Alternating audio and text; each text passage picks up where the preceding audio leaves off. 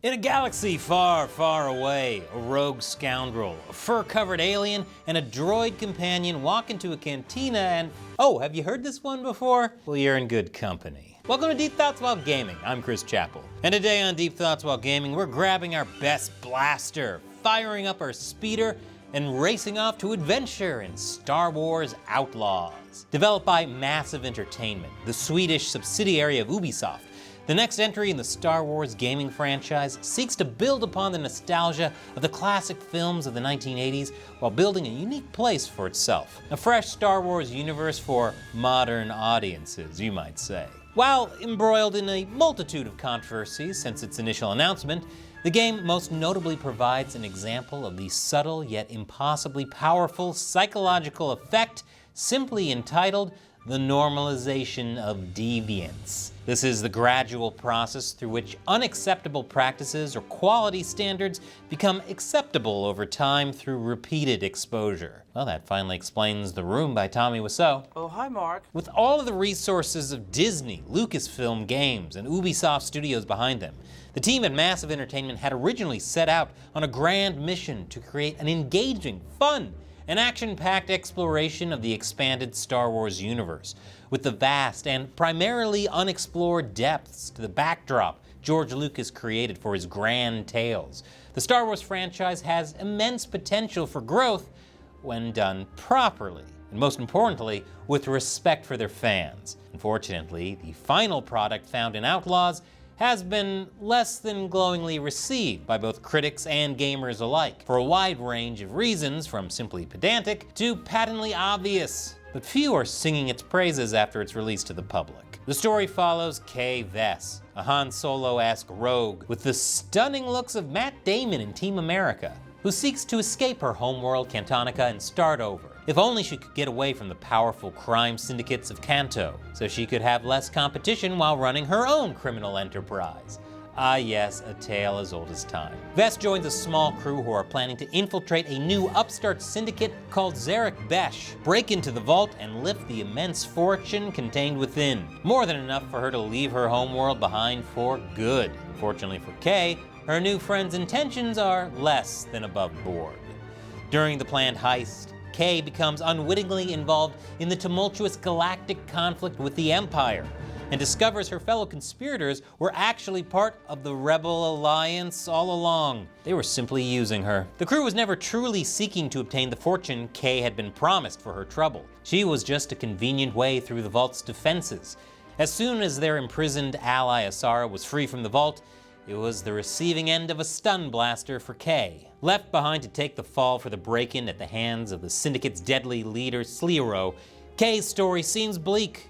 But as fate would have it, thankfully so for our scoundrel, she's conveniently able to single-handedly slip out of her restraint, steal a ship, and escape the clutches of the Zarek Besh Syndicate. Makes you wonder why she didn't just do that in the first place. With a fresh bounty on her head, she'll need assistance if she's going to save her neck and find her way off-world. But her furry friend Nix falls just a bit short in the muscle department. So her dangerous quest to build a crew of her own and gain favor among the most powerful criminal syndicates in the galaxy begins. Now, of course, a bit more wary of the cunning plans of her enemies and cohorts at every turn. Good old double cross tends to have that effect on some people, or so I've been told. While the concept presented by Outlaws was, and still is, interesting on its face, the intricately woven story filled with twists and betrayals, necessary for a criminal underworld epic, and the beautiful visuals consistent with past installments in the Star Wars franchise, all seem to be notably missing. As such, the title falls increasingly short when compared to its predecessors, either within the Star Wars franchise or Ubisoft's past creations. And the glitches, dear God, the glitches. Ah yes, falling through floors for no reason, and invisible walls that appear out of nowhere, enemies that multiply faster than rabbits on Adderall, and open world segments that continually tell you to return to the mission area and stop exploring so much.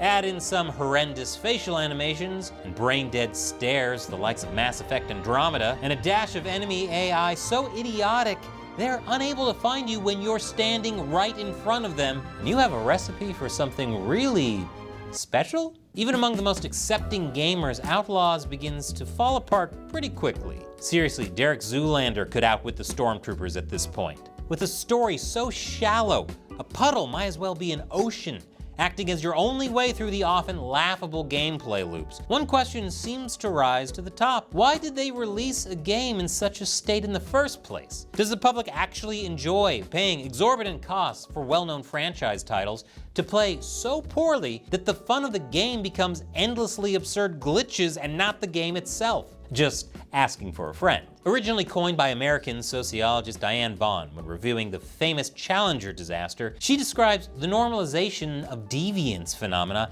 as the process in which deviance from correct or proper behavior or rules becomes culturally normalized. As she explains, individuals or groups become so insensitive to deviant practice that it no longer feels wrong. The process often manifests insidiously over the years until it builds up and disaster strikes. The public, dealing with the final products of such practices, shortcut decisions, and lesser quality, begin to accept and lower their overall expectations, yet subconsciously feel as though something is not quite right. In time, this results in a stark contrast of quality in comparison to creations and designs of past releases. Ultimately, the process leaves gamers questioning why the titles they play now never seem to stack up to the memories of previous generations in gaming. We see you, Alundra. We see you.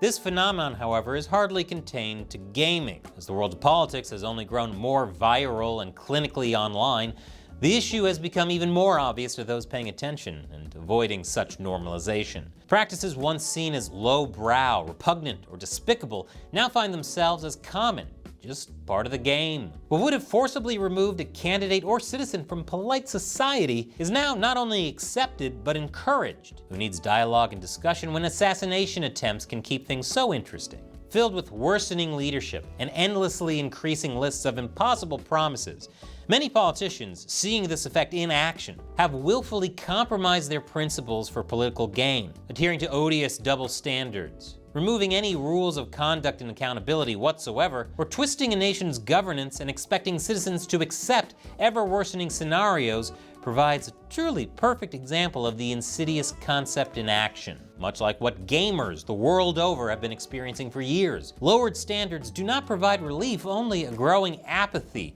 that consumes whatever is being subsumed by the normalization of deviance. Ubisoft itself has become, in their release of Outlaws, a near-perfect example of this phenomenon in practice. One of its earliest titles, Splinter Cell, bears enemy AI and environmental systems that, when compared to Outlaws, appeared to be decades ahead. Yet the title was released in 2002, roughly 22 years ago. Unfortunately, as lower standards are accepted or tolerated due to apathy or ignorance, the overall quality of many franchises has notably plummeted in recent years to all-time lows, all while developers insist the problem is that the gaming community just expects too much from them, or even worse, any criticism is just from toxic fans. Ah, gaslighting, the true power of the dark side. Perhaps it's time people start demanding better from their leaders, and specifically their games, not accepting low-quality alternatives to the real McCoy, shortcut outcomes, and social-engineered gaslighting. Perhaps it's time to start demanding fully functional games that don't rely on endless patches and nauseating levels of microtransactions. Complete games for money well spent. In the shadow of hit titles like Elden Ring, which have chosen to adhere to the rigorous standards of the past with gameplay that doesn't hold your hand, the public have indeed begun to take action and vote with their wallets. This month, in fact, and within only 2 weeks' time, the hero shooter Concord was taken offline as gamers decided not to invest financially in substandard quality gaming or forced ideologies masquerading as top-tier content worth their hard-earned cash. Keep it up, fellow gamers, the rebellion, if you will, and who knows, we might just get some great games out of it. And if the public at large joins in our quest for better quality, perhaps we could see presidential candidates that can stay awake beyond 4 p.m., stop bragging about the size of their events, or avoid talking in endless loops of Tumblr-inspired affirmations. Well, one can hope, right? As always, thank you for watching Deep Thoughts While Gaming.